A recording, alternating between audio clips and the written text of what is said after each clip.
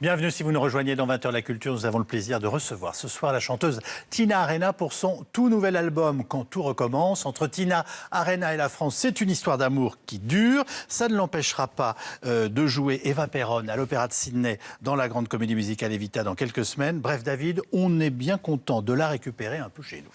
Ben oui, ça fait 10 ans d'absence quand même. 10 ans pour faire d'autres choses, mais elle a négligé les Français, elle s'est éloignée de nous, alors que c'est la plus française des chanteuses australiennes d'origine sicilienne, qu'elle sait tout faire à peu près, de la version anglaise de Notre-Dame de Paris, à chanter en bas des Champs-Élysées pour l'arrivée du Tour de France, chanter dans des stades, chanter pour des hommes politiques français si nécessaire, faire des albums formidables, faire le générique de Zorro en son temps. Enfin bref, 10 ans sans elle. Pourquoi vous nous avez largués comme ça? J'avais besoin de vivre, David. J'avais besoin de prendre le temps pour moi, pour la famille, pour être un maman, pour vivre d'autres choses, pour me reconnecter avec l'Australie après beaucoup d'années d'absence.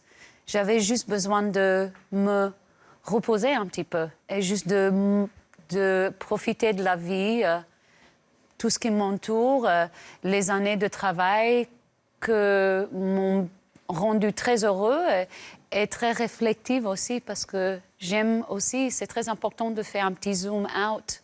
Vous n'avez pas fait des disques pour les Australiens ou les Siciliens dans notre dos? Non, je n'ai pas fait. C'est vrai, entre 10 ans, j'ai fait 5 disques et quelques tournées aussi. Alors, c'est pas que j'ai arrêté.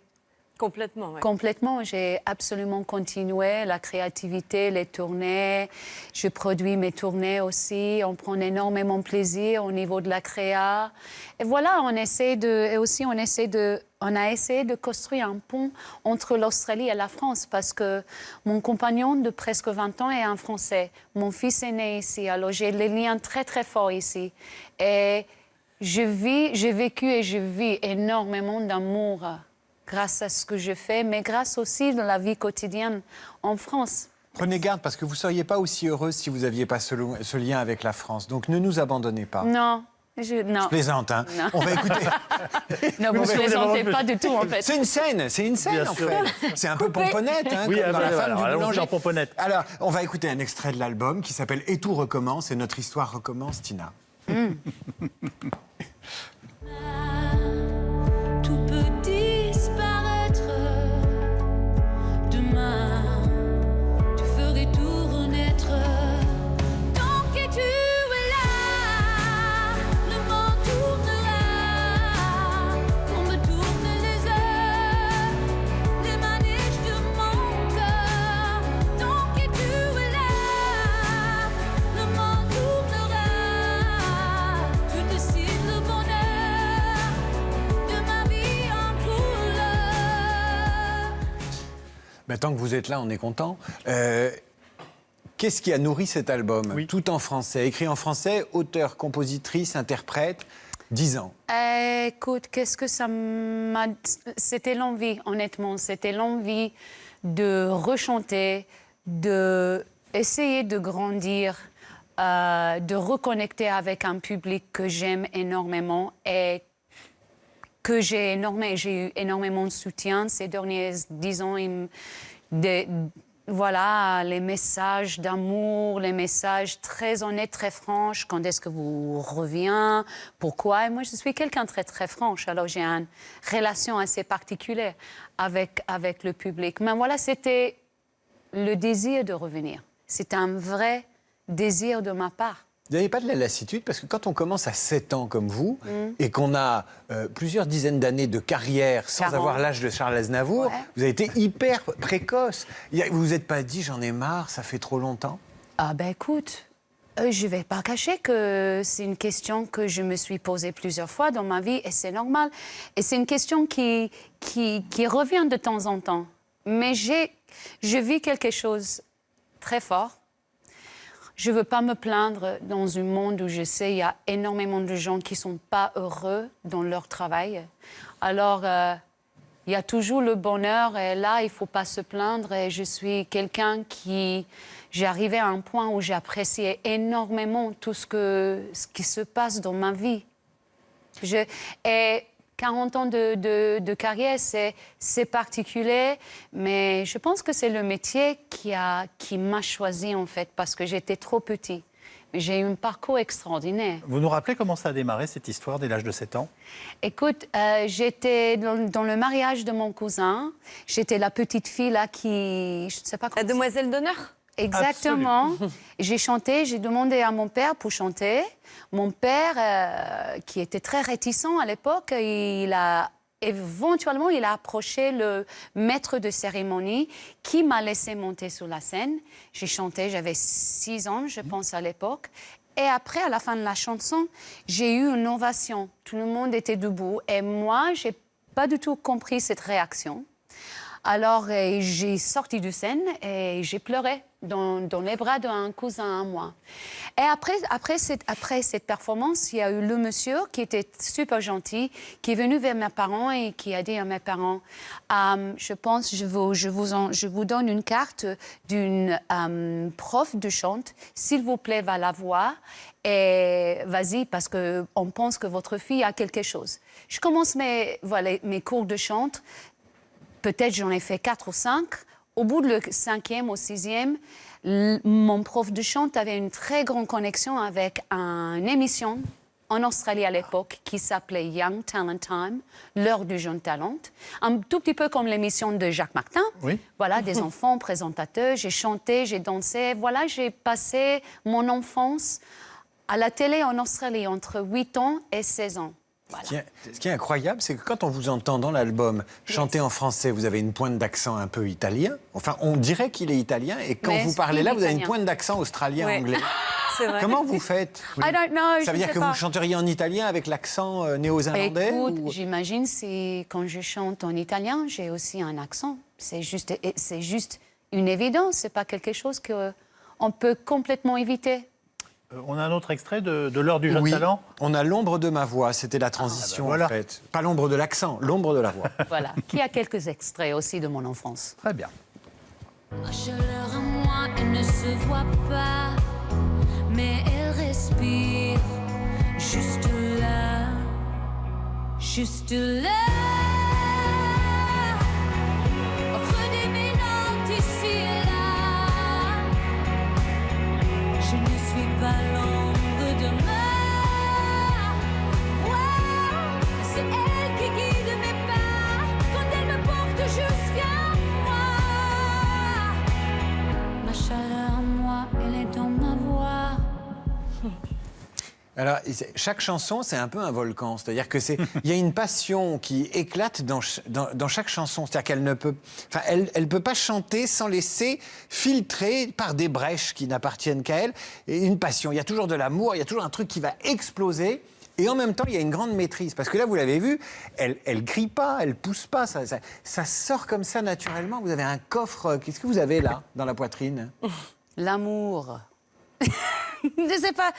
Écoute, c'est quelque chose. Voilà, c'est quelque chose que je fais. Mais c'est facile de décider de revenir après 10 ans, de rechanter, de réécrire. Est-ce qu'on doute un peu? Oui, bien sûr, on doute. Mais on peut pas il faut jamais se poser trop de questions. Parce que si on commence à se poser trop de questions, après, on n'a plus envie. Parce qu'après, on rentre dans la complexité et on n'est plus dans la spontanéité, en fait.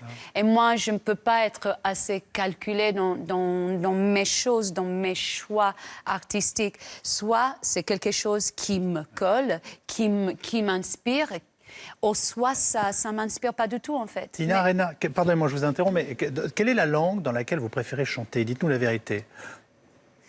Je vous imagine merveilleuse. Je suis beaucoup plus confortable en anglais, encore, mais je vis des choses assez extraordinaires dans la langue française parce que j'ai pris le temps de vraiment comprendre et maintenant j'ai comme quelque chose dans mon cerveau, il a ouvert maintenant, alors j'ai une vraie sensation, une vraie compréhension de la subtilité de la langue. Et c'est ça que j'ai attendu, en fait, d'avoir cette petite astuce. De petite curiosité, vous élevez vos enfants dans quelle langue? Le papa est français, je rappelle. Oui. Français, Oui. anglais, italien avec mes parents. Très bien. Vous chantez en italien aussi? Tout à fait. Ça vous apporte aussi, j'imagine, des émotions et des plaisirs En fait, particuliers. j'ai parlé italien jusqu'à la maternelle. Je ne parlais pas l'anglais. Comment les Australiens reçoivent un disque ou comment ils vont recevoir vos chansons en français? Ils sont très fiers. Ah, ils aiment bien. Ils sont très, très, très fiers. Ils me regardent et ils disent wow, chapeau, parce que ça, c'est pas évident. Ils sont très fiers, sincèrement. C'est un beau public. On va parler d'un sujet un peu chaud, un peu grave. Vas-y. Vous faites partie des 360 chanteuses australiennes ou artistes australiennes qui ont signé un manifeste contre le harcèlement au moment de l'affaire Weinstein. Pourquoi vous l'avez signé? Pourquoi il y avait autant de chanteuses alors que ça se passait dans le milieu du cinéma? Il y a un microclimat australien? Ben oui, il y a un microclimat dans le monde entier. Voilà, cette affaire Harvey Weinstein, ça nous a permis de parler de sortie du noir. Moi, bien sûr, j'ai eu des expériences où les choses n'étaient pas forcément clean. Et heureusement, je n'étais jamais dans une situation dangereuse. Et ça, je dis merci. Mais c'est vrai que c'est quelque chose qui nous entoure. La raison pour laquelle je signais cette pétition, ce n'était pas pour attaquer les hommes, en fait, parce que ça ne m'intéresse pas du tout, mais de mettre en place un système où les gens se respectent. C'est tout. On veut juste être respectés, de ne pas être traités comme des objets, parce qu'on n'est pas des objets. On a des choses à faire. Une femme à un certain âge, elle a des choses à dire, elle devrait être libre et de se sentir libre de les dire. Et l'affaire a eu un écho aussi important en Australie que ce qu'on a vécu, nous, en France ou aux États-Unis. Ah ben, tout à fait. Et je suis responsable parce que je pense que ce sera pas responsable de ma part, Yves, si je ne parle pas de ces situations, parce que c'est dans le discours, en fait, qu'on apprend les choses et où on peut essayer de changer les choses. C'est juste qu'on veut être... On veut que les choses se changent et les personnes qui sont dans des positions de pouvoir, qui respectent, qui ont une grosse responsabilité. C'est tout. Voilà. Une simple question avant qu'on se sépare. Vous savez, pour nous, petits Français, l'Australie, c'est loin et c'est grand. Alors, j'avais envie de vous dire, qu'est-ce que vous avez envie de nous dire de votre pays d'origine, qui pour nous est une sorte de rêve tellement lointain qu'on ne connaît pas et que vous savez? Qu'est-ce que vous avez envie de nous dire en quelques mots de l'Australie? Il ne faut jamais être séduit par les choses. Il ne faut jamais être séduit par la France. Oui, la France, elle est belle, c'est un beau pays. Comme l'Australie, c'est un beau pays. Voilà, ce sont des endroits qui ont des points très, très positifs, aussi des points de faiblesse. S'il y a une philosophie que j'ai essayé de suivre aujourd'hui, c'est de ne jamais être séduit par un fantasme. Les choses qu'on voit, on pense, oui, ouais, ça c'est chouette. Parce que la réalité, c'est toujours quelque chose un peu différent. Et moi, je sais ça parce que j'ai vécu dans la vie quotidienne en France. J'ai vécu des moments très difficiles où j'étais confrontée avec des gens qui n'étaient pas forcément super agréables. Et c'est un vrai test d'un être humain de pouvoir tolérer tout ça et de traverser tout ça. Alors, je crois beaucoup dans la positivité. Les deux endroits sont magnifiques. Ils ont des choses extraordinaires. Et en fait, j'invite tout le monde de venir en Australie parce que l'Australie et la France, il y a quelque chose qui se passe, je ne sais pas quoi, mais il y a une connexion, est très forte. Je ne sais pas pourquoi, mais ça existe. Dans quelques semaines, vous serez Eva Perón à l'Opéra de Sydney. Je ne sais pas, mais si j'étais à votre place, pardonnez-moi de le dire, j'aurais un trac immense. Bon, alors vous abordez ça dans quel état d'esprit? Il faut travailler... Evita à l'Opéra de Sydney. Hein, ouais. Ça commence le 19 septembre. Écoute, comment je vis ça? Je concentre et je commence à focaliser maintenant de rentrer dans ce rôle d'une femme extraordinaire. Je pense que c'est un moment très poignant dans la vie aujourd'hui de pouvoir jouer ce rôle-là. Don't Cry For Me Argentina, vous l'avez déjà dans l'oreille et dans la voix? Bah oui. Vous n'avez pas envie? It won't be easy.